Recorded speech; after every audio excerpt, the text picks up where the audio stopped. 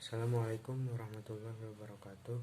Perkenalkan, nama saya Muhammad Arnyasari Ramadhani, kelas G2 Manajemen dengan nomor NPM 101200783. Perkenalkan, nama saya Rizfala Hafifah dengan nomor NPM 1012792, kelas G2 Manajemen. Materi 1 yaitu tentang korelasi. Korelasi adalah suatu alat analisis yang dipergunakan untuk mencari hubungan antara dua variabel.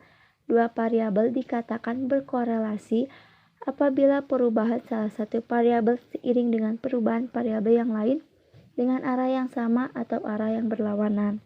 Dalam analisis korelasi, yang diukur adalah keeratan hubungan antara dua variabel atau disebut koefisien korelasi yang dilambangkan dengan R kecil. Contoh soalnya seperti ini.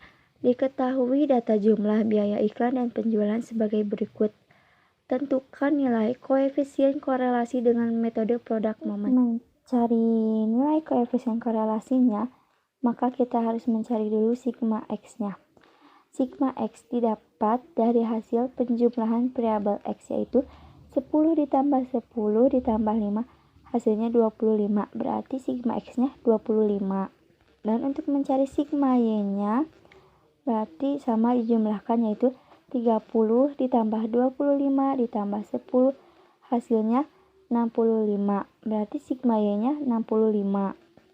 Dan untuk mencari X pangkat 2-nya, berarti yang variabel X dipangkatkan 2.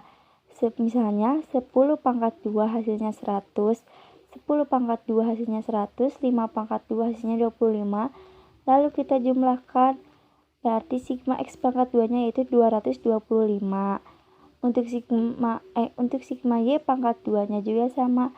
Kita pangkatkan, 30 pangkat 2 hasilnya 900, 25 pangkat 2 hasilnya 625, 10 pangkat 2 hasilnya 100, lalu kita jumlahkan, berarti sigma Y pangkat 2-nya yaitu 1625.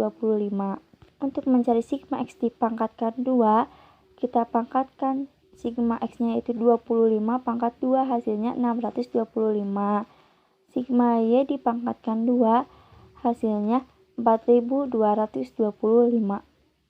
Nah, setelah datanya diketahui, lalu kita masukkan data-data tersebut ke dalam rumus berikut ini. Seperti rumusnya itu R sama dengan N dikali sigma XY dikurang sigma X dikali sigma Y dibagi akar N kali sigma X pangkat 2 dikurang sigma X dipangkatkan 2 dikali N kali sigma Y dipangkatkan 2 dikurang sigma Y pangkat 2.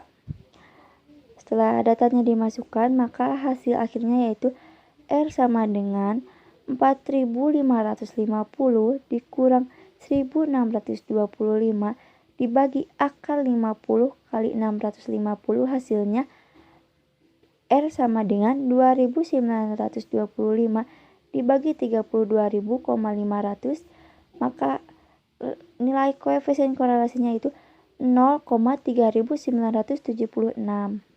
Materi yang kedua adalah statistik deskriptif. Di sini membahas tentang mean, median, modus, standar deviasi, dan tabel frekuensi.